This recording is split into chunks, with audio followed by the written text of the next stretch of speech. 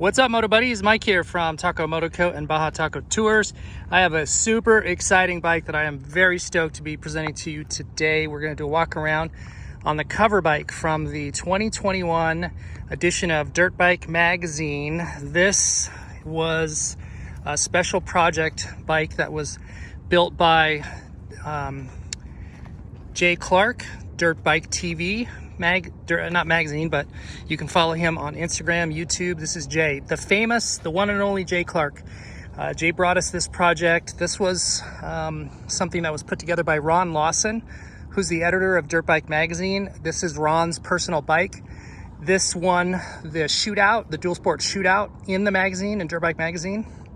Ron liked it so much that he bought it from KTM. So when these magazines do the shootouts, the model shootouts, they are loaned bikes from the different manufacturers for the purpose of using them in those magazine reviews. And Ron swung a leg over this bike and loved it so much that it came up and he bought it from KTM North America. And so this is his personal fleet bike, one of his bikes that he keeps in his own garage, and he wanted to trick it out. He looked at a project, 350 EXC-F that Jay had done for the magazine a little bit earlier, which we were also involved in. It had some components on.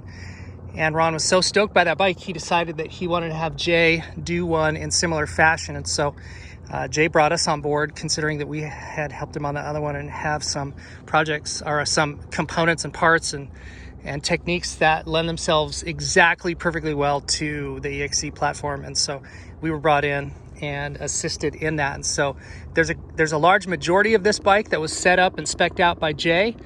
And where I can remember those things, I'll point out some of the stuff that might be things that he had thrown on per his spec and some of the manufacturers that he reps. Now, he has special relationships with some guys, and they're kind of logoed all over the place. Comatech, especially back here, All Balls, Works Connection. I know he does a lot with all these companies, FMF, Hinson, Vertex Pistons, Motion Pro. So these are some of his Dunlop. These are some of his brands that he reps, that he uses, he trusts. Super Sprox, you know, you can just look around this and see what some of those are. So we'll highlight those because those are the brands that you guys are already using and trusting. And then we've got our own Taco Moto branded stuff, some of the things we make, some of the things that we like, some of the things we specialize in, and that have worked very well for us over the years. So the philosophy behind this setup for Ron was Ron's going to be dual sporting this bike a little bit, but primarily this is a Baja bike. He's going to be taking us down to Mexico and using it on some long trips, some overland trips, some light ADV type adventure rides. And as you know, and as you've seen, our philosophy on our builds and our setups is durability and reliability utmost above everything else. We're looking for function first, fashion second. There's a lot of these parts on here that are really blingy and very cool, which we appreciate and like, but we don't spec apart or go in a direction with a component primarily and only because it has a look factor. It has to perform, it has to function well, and it has to prove out. A lot of the stuff that we do has been proven out in the Baja 1000. We set up bikes and race bikes in the 1000 primarily as a test platform. We use racing and Mexico as a proving ground, because our concept is that if it can survive the 1000, if it's reliable enough to do that, if it's reliable enough to survive a week in the outback of Baja, then of course it's something you should put on your bike and not even give a second thought to. And everything that we have on our site is something that we would personally use and trust down in Mexico. That's the direction that we had with all our parts and mods. And then some things that we've done to this to give it like extreme comfort, reliability, usability. There's some things on here that aren't in the magazine. So if you've picked up that edition, we've since picked up this bike. It was brought back to us by Ken Fott from Speed Sport Adventures. You should check these guys out. So Ken is operating a very high-end tour operation where he takes guys with stars in motocross and off-road. Crazy rad names like Destry Abbott, Guy Cooper, Ryan Sipes, Cody Webb. Oh man, I know I'm forgetting some. Andrew Short. There's many, many others. You can go on their website and look up and see who you'd get a chance to ride with and what kind of situation they've got set up. It's like first class, white glove service, premier level stuff all the way. And this bike was loaned to them for Guy Cooper to ride for that week, for that trip up in Park City. And he really, really liked it. You can read Ron's review of this bike in Dirt Bike magazine as well. So there's a lot of great pedigree involved in this bike, and it's an honor and a thrill to be involved in this project, and we couldn't be more stoked about it and how it turned out. So let's start up here at the front wheel and just kind of work through it. Jay's got some great wheels on here, aftermarket wheels. These are Works, and I think they're Navstar, so those are the hubs. It's an aftermarket rotor. And then as far as the suspension goes, he's got this set up with Racetech internals. It's sprung, completely customized for Ron. We threw on these Cherubies. These are some fork gators. Now, when you're down in Mexico, I've seen this many times where guys will blow out a seal. And so if you're off grid and you blow out an oil seal, that's disconcerting, right? Your suspension's not functioning properly. Plus you've got oil, it might be leaking down into the rotor, into the pads. And so anything you can do to prevent an oil seal blowout. And these so far have been working so well for us. We've tried these on in a lot of situations, and then you can be in some terrible, crazy. We were in Utah a while back, and we're in some ridiculous clay mud, and then we pulled these things off afterwards, and there was just no mud had got up inside of there. And so these are fantastic. I couldn't love these things more. He's got the Geomax, as far as the front tire, Geomax AT 81F. That's a great tire. It's good kind of all around tire for on-road, off-road. I mean, it's not a street tire. It's not like a 70-30 road tire, but it does well on the road. It does good enough when you've got some transit sections. And then moving up, we've got the Taco MOTO fork wrap turn signals on there. We use the MOTO-minded Epic. This is a headlight that gives us dual adjustability. So we've got one light pointed down towards the front wheel and then one out further in the trail. We put on some of these are for dust control or dust sort of visibility when you're in fog, rain, dust. You would do well to keep a set of these in your pocket and throw those on when you're in those set of situations. It will just keep the light from refracting through that haze right back at the rider. Taco MOTO, this is made by Tugger straps. These are our own branded straps that we like to use on there. Now, as far as MOTO-minded, while I'm thinking about it, we have the V2. This is a headlight mount. So this is a rigid, instead of having the flexible rubber straps, this is a rigid assembly that is 3D printed, very, very strong and reliable, and it's mounted to the forks. And so that gives us a couple of positions of mounting, and then it also gives us a back plate here where we can mount all of our cables and wires and different accessories. So that's a nice little trick feature. Additionally, from MOTO-minded, up here we have their dash. Let me go to the other side, probably better visibility on that. So that's this unit right here. See if you can get my finger back in there. Anyway, you see where the key is mounted. You can see there's a push button there. You've got the turn signal indicator and then a USB charging port, and that gives you a couple of features, additional features that you don't have on your stock bike. Plus it moves the key from a vulnerable place right here and puts it up somewhere where it's a little more protected, and also more in line with maybe what you're familiar with if you ride a street bike or other brands have a key up on top. So it's a nice little addition there. Notice we have this little mini rally tower. This is by Adventure Spec, and so this is a nylon composite material. So there's some breakaway here with this, which is a nice, and these are replaceable. So if you take a hard digger, you've got sort of a fusible link here with a breakaway point. And so you don't damage your electronics. You may have some very expensive components up on here. And so the yield point, the breakaway point here on the bracket would give you some assurance that you may not end up smashing out your electronic devices. And so this mounts to the bars here. You can see it's a very high quality piece. It also gives you a USB charging port. And then we ran the wires through here, but you've also got places, see all this real estate here? You could mount other types of switches or other features or functions that you wanted to. Also from MOTO-minded, you have the Stout mount product, which we didn't put on here, but you could run dual GPS. So you could have a GPS unit mounted here in the open space, and then a second one up here to give you more sort of rally tower flexibility. And this is just a little mini unit. It gives you some wind protection. It's not like a full windscreen rally setup, but that's not what it's designed for. It's just a little mini unit. So don't expect to get a whole lot of windbreak, but it does a little bit. It does its job. And it's not that obstructive in terms of vision blocking. And so there's some nice nice attributes up to that. MOTO Minded's got a new right-hand switch out. So this is an over-under start kill, and that frees up real estate on your bars if you're installing some different accessories. Get ECU system in here, traction control knob, Atlas throttle lock, ODI Rogue grips, Enduro Engineering on the little lever grip. It's right there. Works connection for some bling on the cap. These are Enduro Engineering bar guards. These have been around a long time, very reliable, super strong. We also, if you can see this little brass insert in here, we tapped out and threaded the inside of the bars, and then from Fast, like the guys who make flex bars, we bought their vibration dampener insert, and so that's a long rod that's sitting in there to absorb some of the engine vibes and tire vibes. And so this is hard threaded into that, screwed in with some Loctite, completely robust. Very reliable way to do that.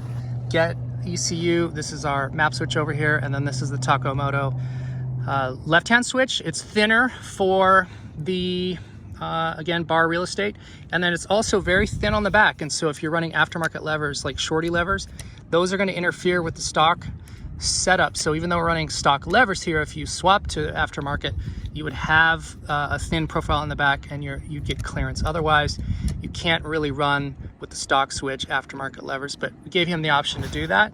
Double take on the mirrors right there. Let's look at this IMS fuel tank. So this is the, I think it's the 3.2 gallon.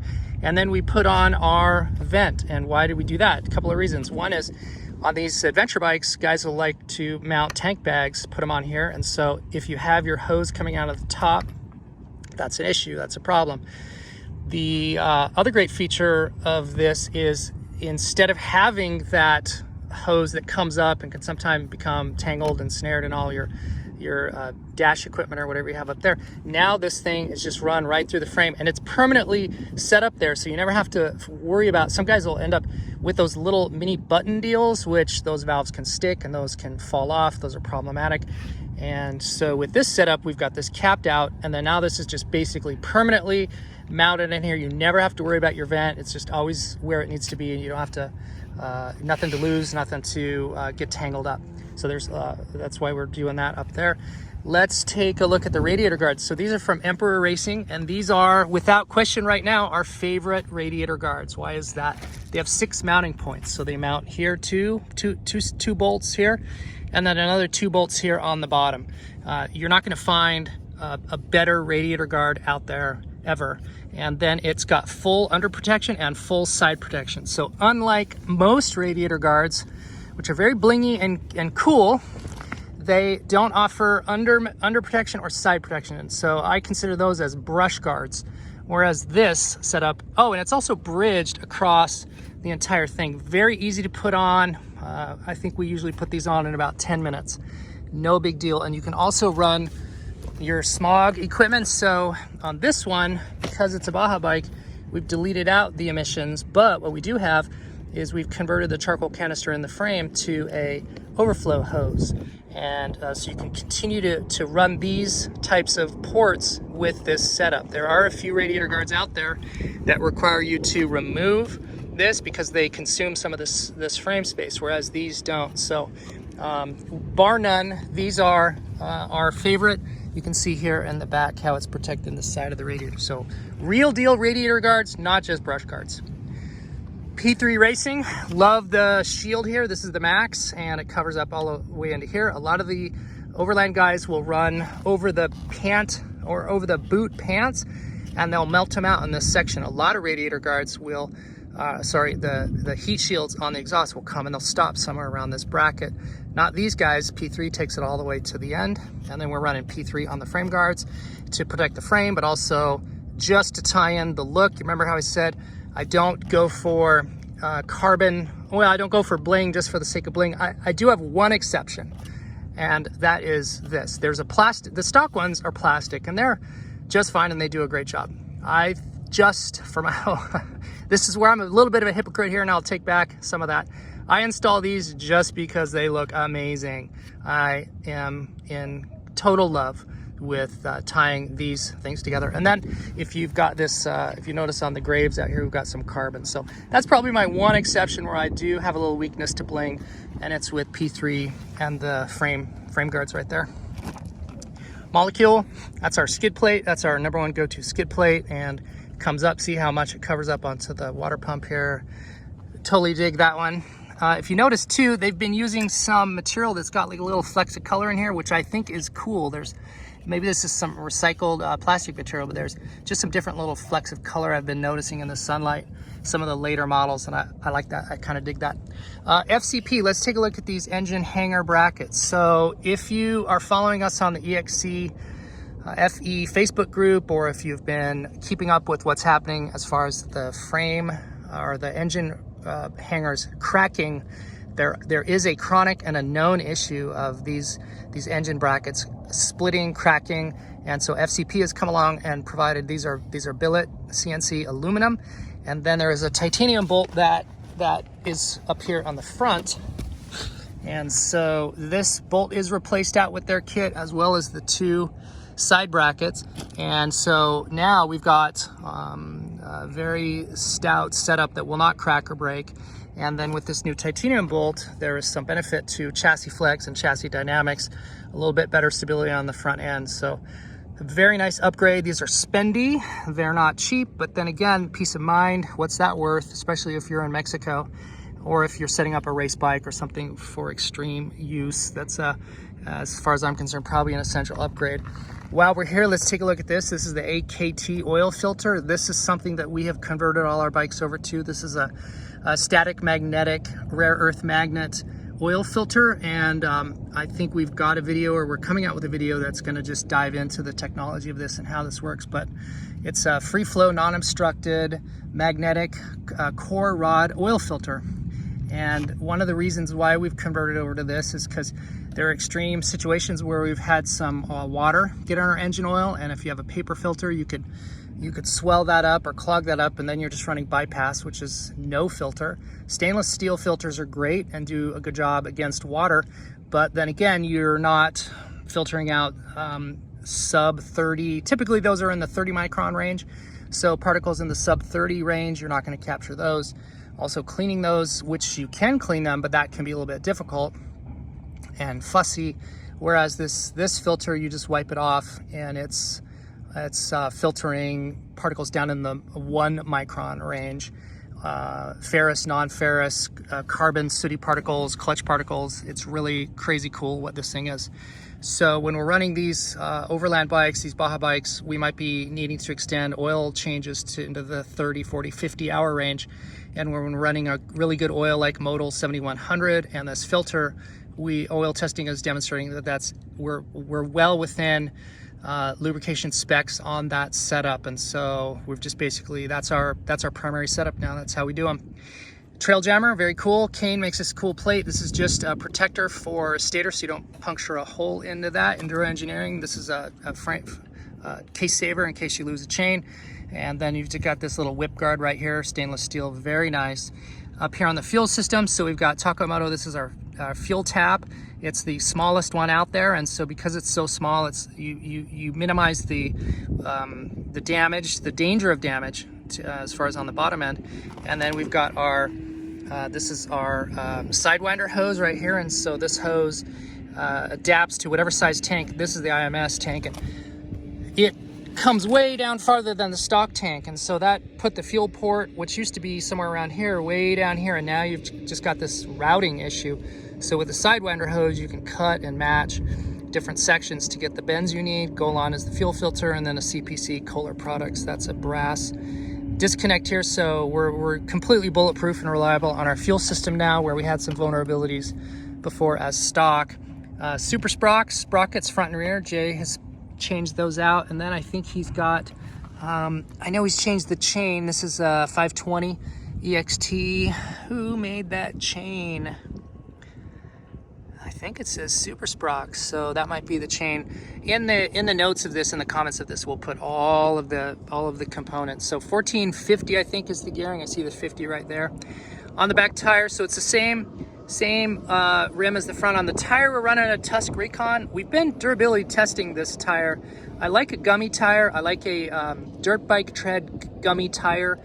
with wide spacing, and this one is offering a lot of promise. It's been wearing well, so we've just been doing some durability testing on that. That's why we've got it on there. Not a bad tire, very low price point, and there are better choices. But here's the thing: we need to do a tire video and talk about all of the many variables. There is no one best tire. Anybody who says this is the best tire is really saying, for me, as the rider that I am, in the conditions that I ride, this is the optimal tire for those variables. And that's, you know, how can you argue with that? But there is no such thing as one best tire of all. That doesn't exist because there are so many, infinite number of variables and complexities. So as far as desert riding, general desert terrain, it's a good tire, does a good job, and it's low cost. TM Design Works back here on the chain slider. Now, why would you upgrade to an aftermarket chain slider? This is bigger, heavier, and chunkier than the stock rear axle slider. Well, the reason you would do this is because we had this problem happen when we were in Baja a little bit ago. We were doing some extreme rock riding, and we had situations where rocks were just smashing against this in the rear, and we had a stock setup, and it flexed enough where the chain slipped off the sprocket, and we had to deal with that. So if you're doing hardcore enduro riding, hard enduro, rock bashing, this is almost an essential upgrade. If you're not, it is nice to have a replaceable puck down here. So like on this one, you can get in here and you can replace this wear block on the bottom. So there's an essential reason to do it, and I just described that, but there's sort of an optional reason, and that's, you know, it does have a nice cool factory look to it, but it also does have that replaceable wear block in there. Let's see, he's got some aftermarket axle block here, and so it's got more ticks than the stock setup, so that's always nice when you're adjusting your chain. Inside of the air filter, we've got PC Racing filter gasket, PC Racing filter skin. Under the seat, get ECU. We've got our the starting capacitor on here. That's a Tokyo off-road starting capacitor in there. We've upgraded the battery from the stock battery to the get battery unit. Back here on the rear end, we have the Takamoto Co. tidy tail situation, and so that's in this light right here. We have our run and stop and turn signals all in one light bracket, and then the enduro plate. That's so if you wipe out, you won't lose your plate, you won't bend it off or break it off. And we're also beta testing out a new thing that we're going to start offering, and that's a set of auxiliary running lights.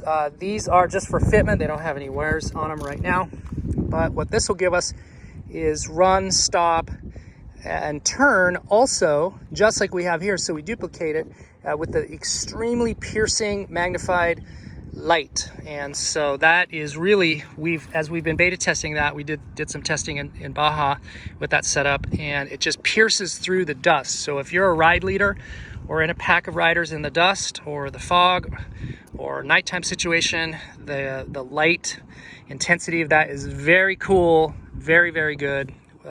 Testing on that has been really good, and we hope to get those out sometime between now and the end of the year.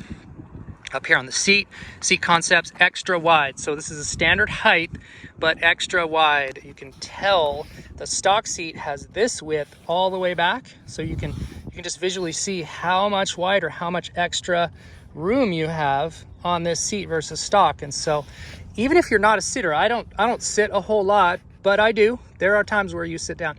This seat is absolutely so comfortable, so amazing. The foam is great.